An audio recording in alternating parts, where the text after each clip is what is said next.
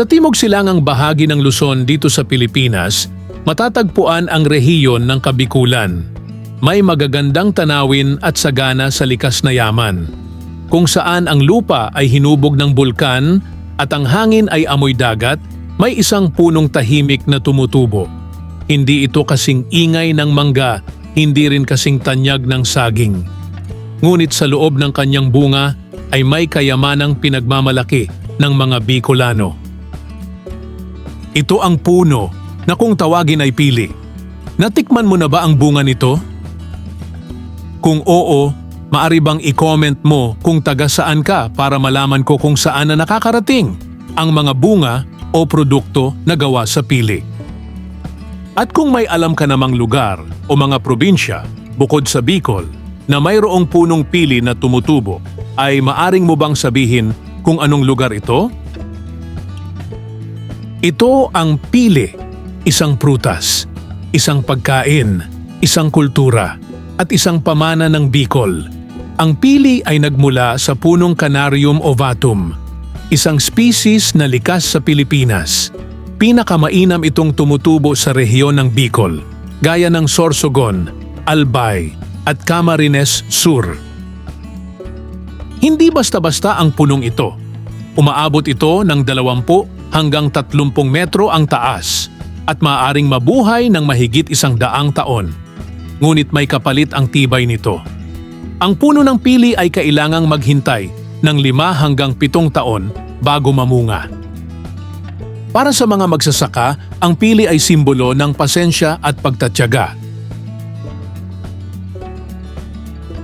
Sa unang tingin, ang bunga ng pili ay pahaba.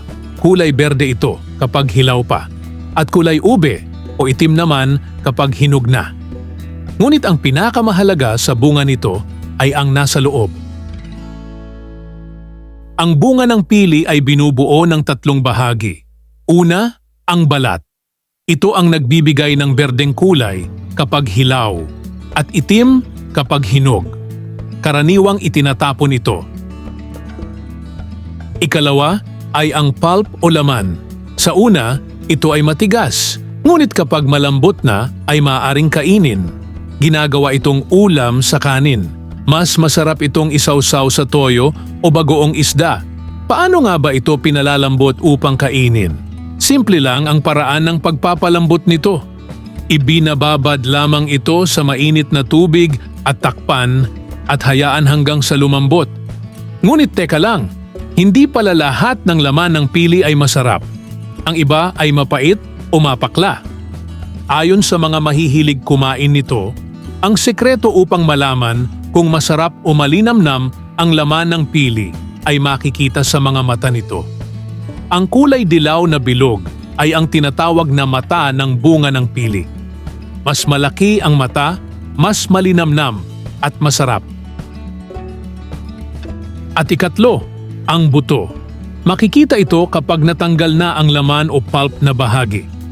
Ito ay matigas na shell at kapag binasag ng bato o hiniwa gamit ang matalim na itak, ay makikita ang pili nut sa loob. Nababalatan ito ng kulay brown na bagay. Ang mismong pili nut ay ang kulay puti na bahagi. Malambot at may lasa na parang pinaghalong almond at cashew, ngunit mas creamy. Hindi katakatakang tinatawag itong premium nut. Ang pili nut ay hindi lamang masarap. Ito rin ay nutritional powerhouse. Ito ay mayaman sa healthy fats, lalo na monounsaturated fats. Mayaman ito sa magnesium, vitamin E, at antioxidants. Ayon sa mga pag-aaral, ang pili ay mabuti sa puso, nakakatulong sa brain function, suportado ang keto at low-carb diets. Sa katunayan, mas mababa ang carbohydrates ng pili kumpara sa ibang nuts, dahilan kung bakit ito tinatangkilik sa ibang bansa. Isang prutas na lokal, ngunit pang-internasyonal ang halaga. Alam nyo ba na bukod sa bunga ng pili, ay mayroon pang nakamamanghang bagay ang puno nito? Hindi ito marahil alam ng karamihan, lalo na ang mga taong hindi pa nakakakita ng totoong puno nito. Ang puno ng pili kapag nasusugatan ay lumalabas ang dagta nito. Pwede kang makalikha ng apoy mula rito dahil ito ay flammable. Maraming lugar sa Bicol ang gumagamit ng dagta ng pili bilang paningas ng apoy sa pagluluto gamit ang kahoy. Isa itong praktikal na paraan ng mga Bicolano upang makatipid. Sa Bicol, ang pili ay bahagi na ng pang-araw-araw na pamumuhay ng mga tao doon. Hindi nawawala ang mga produktong pinagmamalaki ng kanilang probinsya gaya ng minatamis na pili o pili candy. Mazapan, pili brittle, pili oil, at ang pili tart.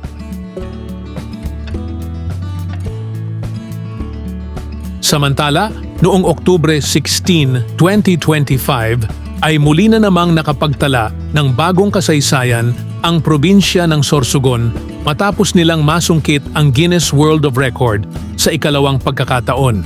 Ito ay matapos nilang itampok ang pinakamalaking nut brittle sa buong mundo na gawa sa pili. Ang nut brittle ay may sukat na 144.16 square meters.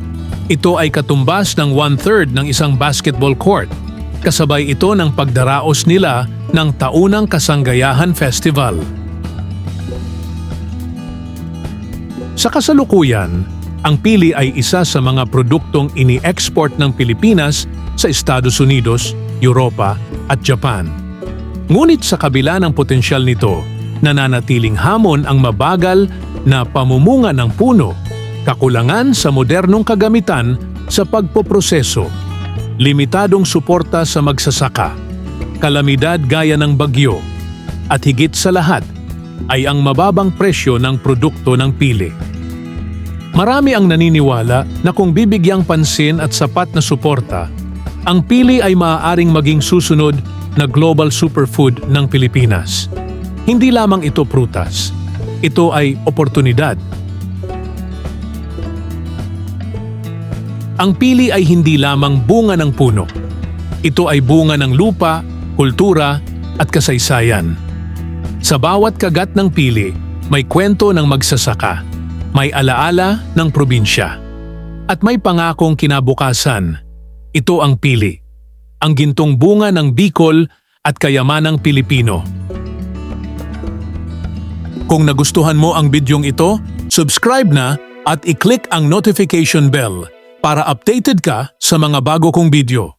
Maari ka ding mag-comment, like, and share. Maraming salamat sa panonood.